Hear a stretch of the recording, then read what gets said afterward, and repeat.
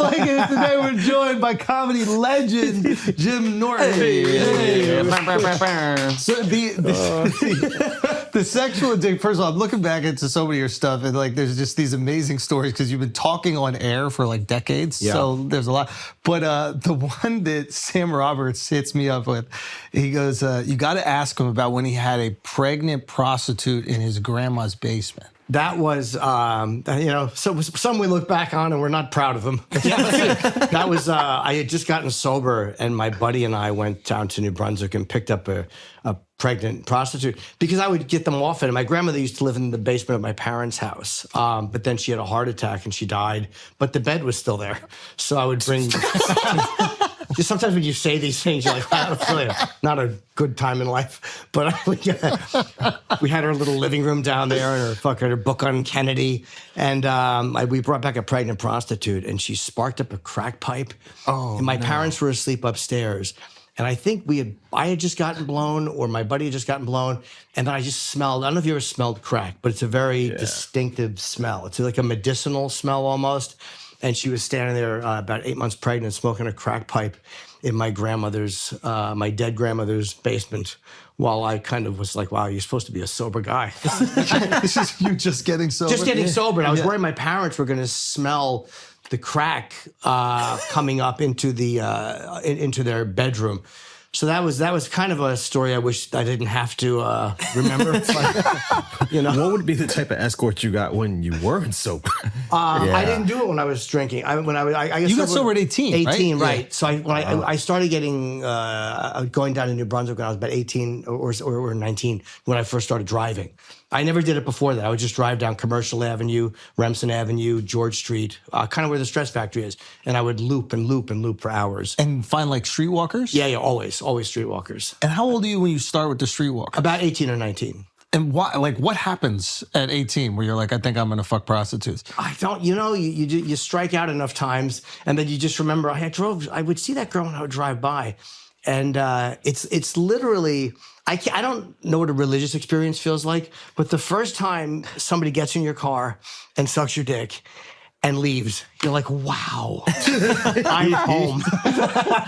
I am home. It just felt like it was the addiction, just kind of like, it was like a dopamine shot. It was like... Same feeling from drugs? Yeah, exactly. Same feeling. Okay, so you're freshly sober, now you get this like rush. Yeah. And it doesn't feel like it's gonna be too detrimental.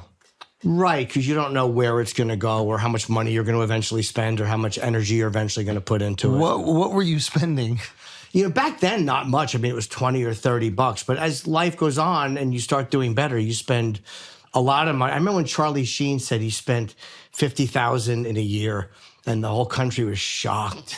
And years later, I was like, what's the big deal? Come on. What do you think the most you spent is? The most I ever spent with one person was $1,000. I never went crazy with like the high priced, it was volume. I was a volume shopper. It was Bogos. Yeah, a lot. 4 or 5 nights a week, sometimes really? Once a day, sometimes twice a day. Yeah, it was really bad. It was just obsession. Did you ever have to deal with pimps?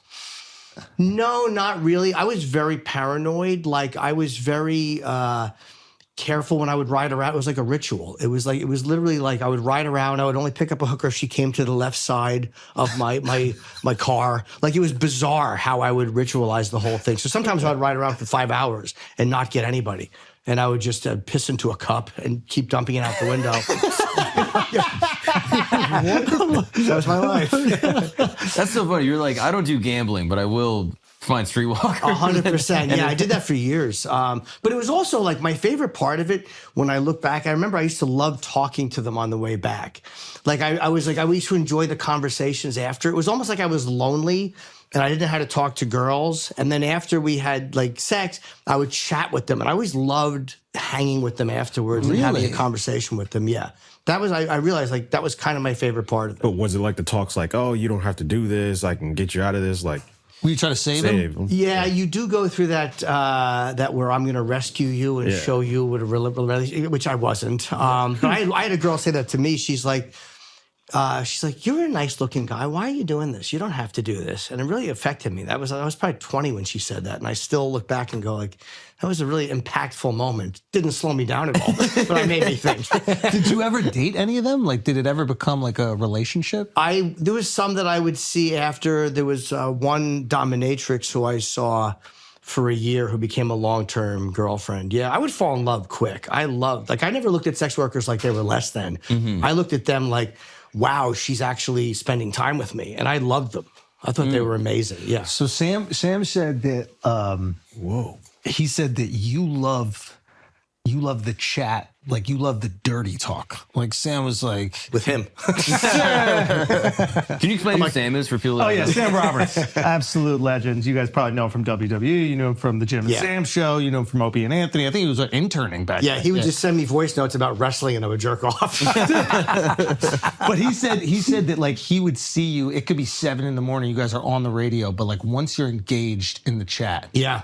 Now, he also told me there's a story where you were driving somewhere with him. Oh, God, yeah. My road manager wasn't available, so Sam came to help me sell merchandise.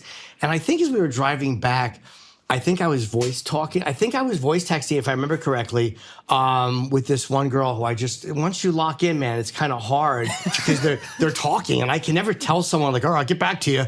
I'm all lathered up, but I think he was in the passenger seat. Sam's in the passenger seat and just ripping and saying dirty talk, voice note. Yeah, I'm sending dirty voice notes, but it felt like I was so comfortable with him, I didn't care. Like, I mean, I knew the guy for years.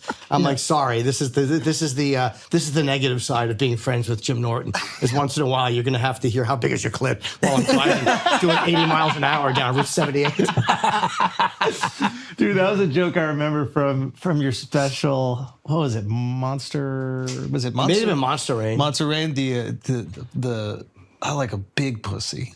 Looking like a basset hound. Was it a... Oh, a basset hound might have been Monster Rain. Poorly packed luggage was one of the later ones. Yeah,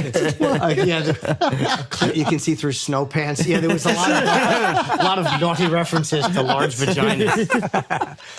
When you were doing this, were you ever ashamed to tell your friends? Like, was there a period of like hiding, or were you always open? Certain things I was quiet about for a long time, but like early on in stand-up, like in 91, 92, when I was still doing open mics. And guys like Florentine, who got me my first paid gig, and Bobby Levy, they would come and they would always, like we would all be on the same show, and they would laugh at the stuff that was honest and that was about my life. And I kind of realized like, wow, if the comedians think this is funny, you should talk about this. And it felt original and it was mine, so I didn't have to memorize it. I just knew it. So you were talking about this shit early on, open mics. Yeah, like you know, again in New Jersey when we would do this hotel had an open mic. It's funny, it's where I first met Ari Spears. He was a kid. His mom would bring him to open mics. He was underage at the time. He's been at it a long time, man. And he was funny. You could see he was doing RoboCop, and you're like, this fucking kid is great. But this is probably 91 or 92. So yeah, I started talking about all this. But you limit your options when you're talking about that stuff. What do you mean? Like certain guys don't want you to open for them because they're dirty. Yeah, and you know, you understand you're not going to have necessarily a TV route. You know what I mean? Like there's no way to make Big Clit Tonight Show clean. You know, how do I say that in like euphemisms where I can get that through on TV? So you realize early on, my path is not going to be that.